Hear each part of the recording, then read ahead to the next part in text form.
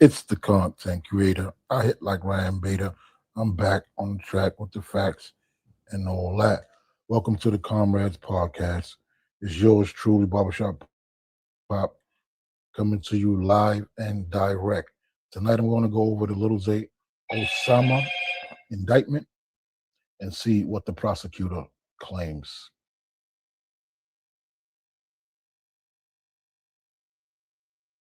So here it says superseding indictment, United States of America, United States District Court, Northern District of Illinois, Eastern District. United States of America versus Deshaun Brown, David Franklin, Anthony Ramsey, Isaiah Dukes, aka Zay, Cal Dukes, aka Big Folks, and Jalen Chambers. Superseding indictment. This is an unsealed indictment now. It was under seal at one point in time. They unsealed it, and these guys were arrested. Well, the count one states the special January to 2026 grand jury charges one from at least on or about March 7th, 2026, and continuing on until on or about March 8th, 2026, at Winnetka in Northern District of Illinois, Eastern Division, and elsewhere. Deshaun Brown, David Franklin, Anthony Ramsey, Isaiah Dukes, Cal Dukes, and Jalen Chambers, defendants herein, did conspire with each other and others known and unknown to the grand jury to knowingly and unlawfully seize, confine, and hold for their own benefit and purpose victim B, and to use means, facilities, and instrumentalities of interstate commerce in committing and in furtherance of the offense in violation of Title 18, excuse me, United States Code Section 120A1. So United States Code 120A1 is United States Code 120A1. And I'm checking for that right now. Give me 1 second. Okay, what is federal kidnapping? Known as Federal Kidnapping Act or Lindbergh Law, makes it a federal crime to unlawfully seize, confine, or abduct any person for ransom, reward, or otherwise. It applies when the victim is transported across state lines. The offense occurs in special maritime territorial jurisdictions or if the victim is a foreign official. Well, it seems like that's what Zay Osama is being charged with, excuse me.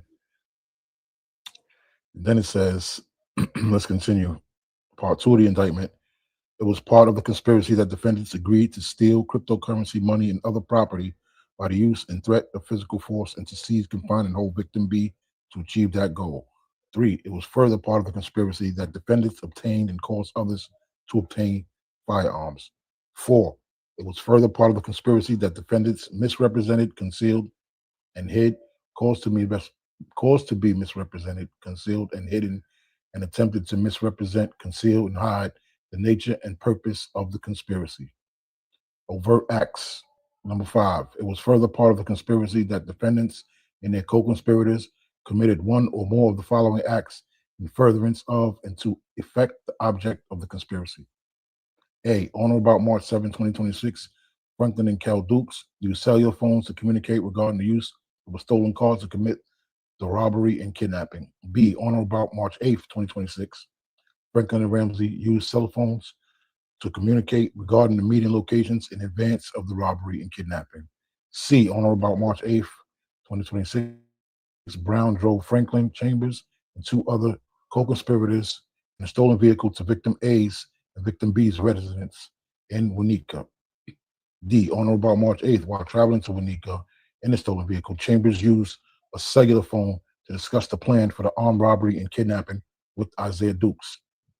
Or this is Zay Osama, that's his name, Isaiah Dukes. And on or about March 8th, 2026, once outside victim A's and victim B's residence, Brown approached the front door, knocked, and posed as a food delivery driver.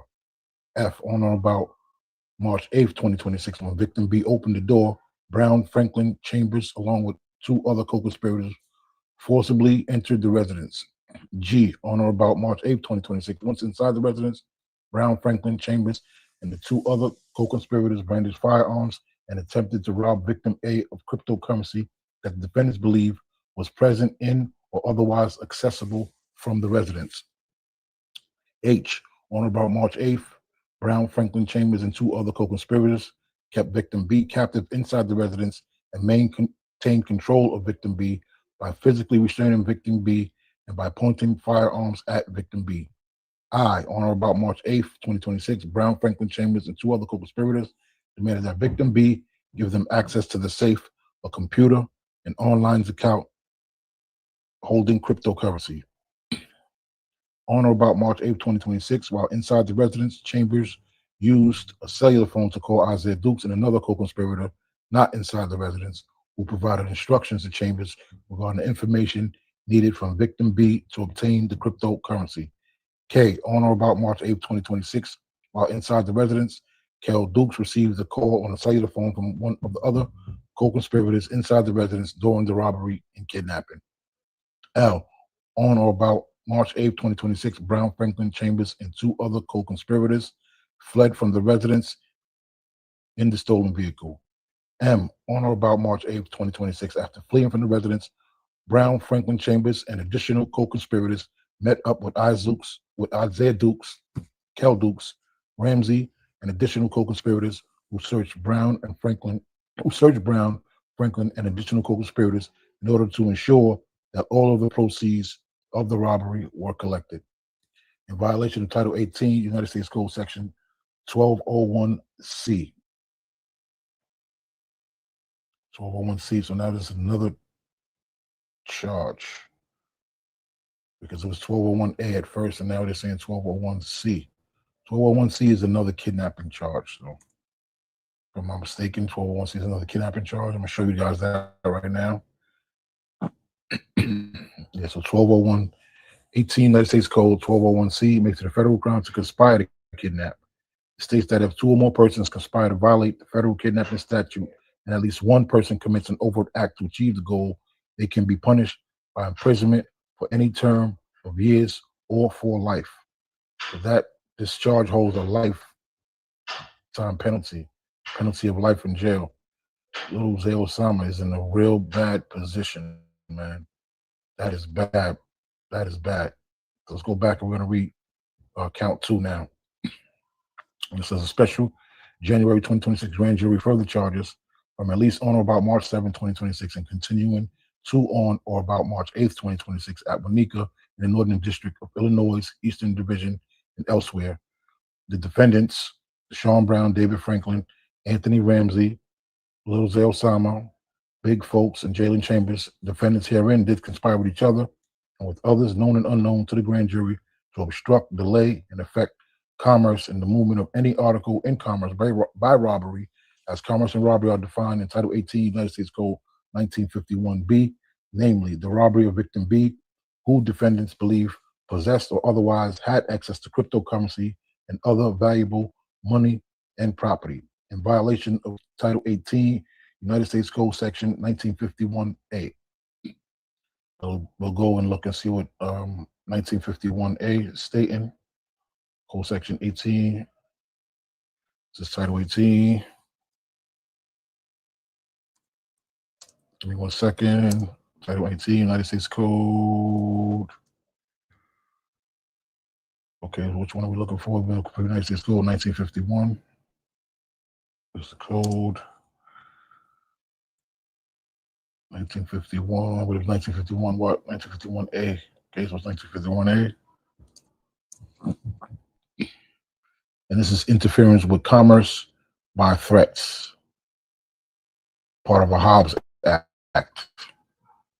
I'll let you guys see what I'm reading. It's part of a Hobbs Act, prohibits obstructing, delaying, or affecting interstate commerce through robbery or extortion, or conspiring, attempting to do so. It applies to violence or threats against people or property and carries penalties of up to 20 years in prison. So he has one charge that holds a count of 20 years in prison, and another charge that holds a count of life imprisonment for Lil Zay Osama. Very, very serious, folks. Let's continue reading. In violation of Title 18 United States Code Section 1951A, Forfeiture allegation. The special January 2026 grand jury alleges: 1.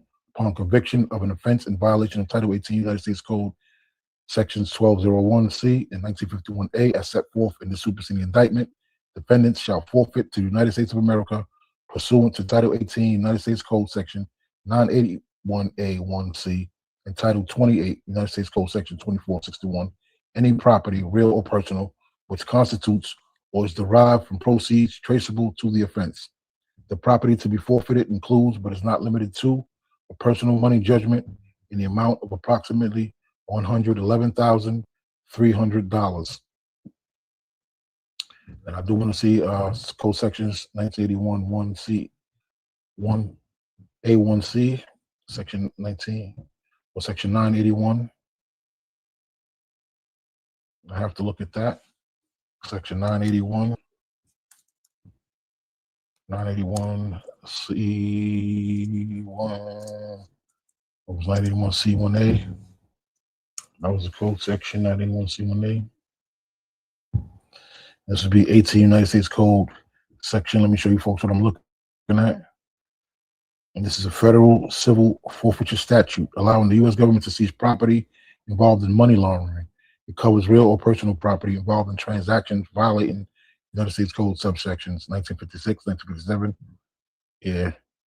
Enables law enforcement to seize assets tied to crimes without needing a criminal conviction. So this is what that allows them to do, allows them to seize their assets that are involved with crimes. Yep, that's what it is. It's allowing them to seize their assets that they believe involve with crimes. So this money stolen, then they have to get that money back. Let's continue reading. All right, as a matter of fact, let's go to Title 28, United States Code 2461. Yeah, let me let you see the 28. Yeah, there's 28 United States Code 2461C authorizes the government to seek criminal forfeiture when a person is charged with violating an act of Congress that allows for forfeiture, even if the specific statute violated does not explicitly outline criminal forfeiture procedures. It requires the forfeiture to be included in the indictment information and ordered upon conviction. Following 21 United States Code subsections 853. So they just crossing their T's and dotting their I's because they plan on getting to this point at some point. They plan on getting to that point at some point in time and using these codes to convict them and forfeit property. Let's read the rest of it. It's one page left. In addition, defendants shall forfeit to the United States of America any firearm, ammunition involved in and used in an offense of violation of Title 18, United States Code Section 1201C, 1951A, as provided in Title 18, United States Code Sections 924D1, Title 28, United States Code 2461C, which we just read. And just to be thorough, let's go read Section 92 or Section 924D1. Title 18. So this is Title 18. We're going to the Title 18, and we're looking for 924D1. Title 18. 924D1. See what it explains. Okay. Well, let me let you guys see what I'm reading. In the code section here, authorizes the seizure and forfeiture of any firearm or ammunition involved in, use, or intended to be used in knowingly violating federal criminal law. Statute mandates that any firearm, ammunition involved in or used in a violation of 18 United States Code subsections 922 and 924 is subject to seizure and forfeiture. So this is what they're coming at Osama with. Really bad charges, brother. That's might get this kid life in prison, man. We're gonna go and see how old Osama is. Number 3, if any of the property described above as a result of any act or omission by a defendant cannot be located upon the exercise of due diligence, has been transferred or sold to or deposited with a third party, has been placed beyond the jurisdiction of the court, has been substantially diminished in value, or has been commingled with other property which cannot be divided without difficulty, the United States of America shall be entitled to forfeiture of substitute property as provided in Title 21 United States Code, Section 853P. 853P. This is a true bill. Well, we don't see any signatures on this particular form,